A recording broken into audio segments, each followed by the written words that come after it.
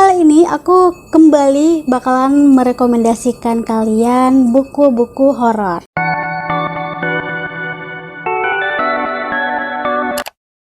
Halo, welcome back to my channel. Halo semuanya, apa kabar? Aku harap kalian dalam keadaan happy and healthy. So, jadi aku kembali bakalan merekomendasikan kalian buku-buku dengan genre horor. Tapi sebelum videonya, jangan lupa untuk subscribe, like, dan share ke media sosial yang kalian punya. Dan jangan lupa tekan tombol notifikasinya biar aku semangat buat videonya. Nah, siapa sih dari kalian yang suka banget baca buku yang bergenre horor? Nah, di video kali ini aku bakalan kasih tau kalian beberapa buku yang wajib kalian baca dengan genre horor. Buku yang pertama yaitu buku Journal of Terror karya Swita Kartika. Nah, jadi buku ini bercerita tentang Prana yang dapat melihat penghuni dunia seberang melalui mata saudara kembarnya yang sudah meninggal. Dalam buku Journal of Terror ini, Swita Kartika, sang penulis, menceritakan tentang kasus-kasus supernatural yang dialami oleh Prana. Nah, novel ini ditulis melalui sudut pandang pertama dan terdiri dari beberapa cerita yang kasusnya tidak bersambung, layaknya buku harian biasa. Pembaca dibawa ke dunia Prana dan dibuat merinding oleh pengalaman Prana akan pertemuannya dengan arwah penasaran maupun bayangan masa lalu dan masa depan yang dilihatnya.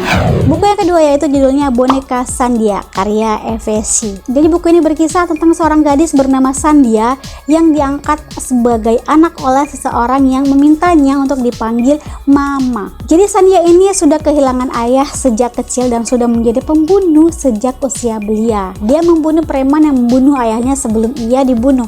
Gimana tuh? Ketika Sandia akan hidup dengan Mama, dia melihat banyak puluhan boneka karya hasil Mama dan disitulah mulai konflik.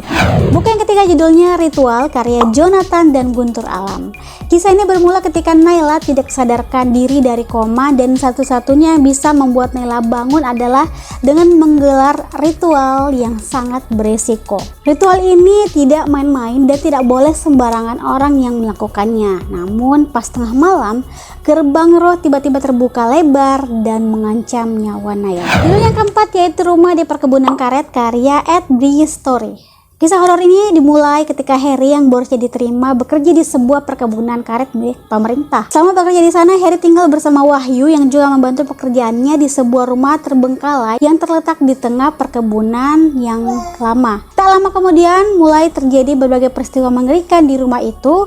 Harry dan Wahyu berusaha mengabaikan semuanya, namun gangguan itu semakin lama semakin parah. Novel yang kelima judulnya Lost karya Evesi. Jadi novel Lost ini bercerita tentang Maura yang baru seminggu menempati apartemen barunya dan mulai sering mengalami kejadian-kejadian aneh, dan konon kabarnya penghuni lama dari apartemen itu membakar dirinya sendiri. Dibantu dengan Julian, cowok misterius yang tinggal di unit sebelah, jadi tetangganya gitu, Maura mulai menyelidiki soal kejadian-kejadian aneh tersebut.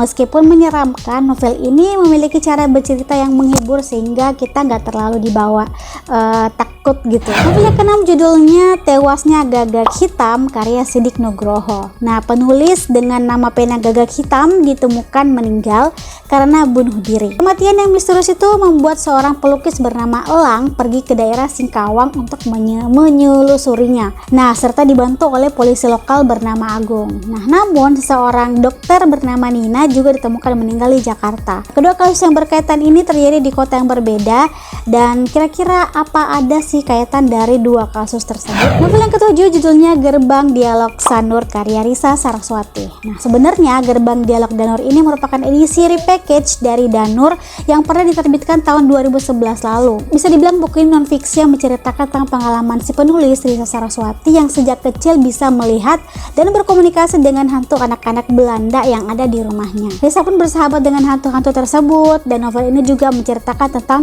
proses bertemu Risa dengan hantu-hantu lainnya. Meski di beberapa bagian terdengar horor, membaca buku ini bisa mengajak kita untuk melihat dunia hantu dari sisi yang berbeda. Yang kedelapan judulnya Kisah Tanah Jawa karya Kisah Tanah Jawa. Pasti kalian sudah tahu dong buku ini. Jadi buku ini bercerita tentang kisah-kisah misteri yang bikin merinding, terus penuh dengan mitos-mitos dan juga ritual-ritual mistis, juga tempat-tempat angker yang tentunya buat kita penasaran untuk baca buku ini. Novel yang ke-9 yaitu Keluarga Tak Kasat Mata karya Bonaventura Genta. Jadi cerita ini berkisah tentang seorang cowok yang bernama Genta yang bekerja paruh waktu di sebuah perusahaan di Jogja. Suatu hari perusahaannya pindah ke gedung baru. Nah, di sanalah Genta Genta mengalami banyak hal di luar nalar. Bukan hanya dia, melainkan semua yang bekerja di sana pernah mengalami hal yang sama. Tanpa disangka ada seorang perempuan indigo yang tidak sengaja datang ke kantornya. Nah, dari penjelasan perempuan itu, Genta mengetahui misteri apa yang ada di bangunan itu, dan pertemuan dengan 3 orang yang belum dikenalnya membuka tabir keluarga tak kasat mata yang selama ini tinggal di kantor.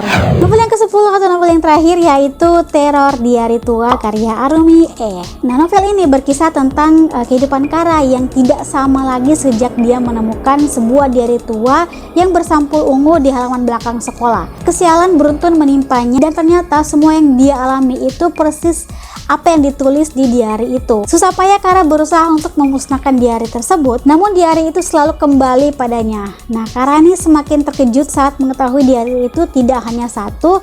Erika, sahabatnya, juga menemukan diari tua itu tapi bersampul merah muda. Tetapi berbeda dengan Kara, sejak menemukan diari itu, Erika mengalami banyak keberuntungan. Bersama Erika, Kara menyelidiki rahasia di balik diari tua itu dan mereka tahu sebuah tempat penuh ilusi. Tempat mereka tidak lagi bisa membedakan apakah di hadapan mereka itu masih hidup atau sudah tidak hidup. Mereka harus segera pergi dari tempat itu sebelum terlambat, sebelum kekuatan tidak terlihat melenyapkan mereka berdua. Oke, kalau itu dia beberapa rekomendasi buku novel horor yang aku rekomendasikan ke kalian. Kalian bisa baca buku ini dan wajib banget baca buku ini karena buku ini tuh bagus-bagus banget ceritanya. Dan sampai sini aja video aku. Thanks for watching. Have a nice day. See you next video. Bye.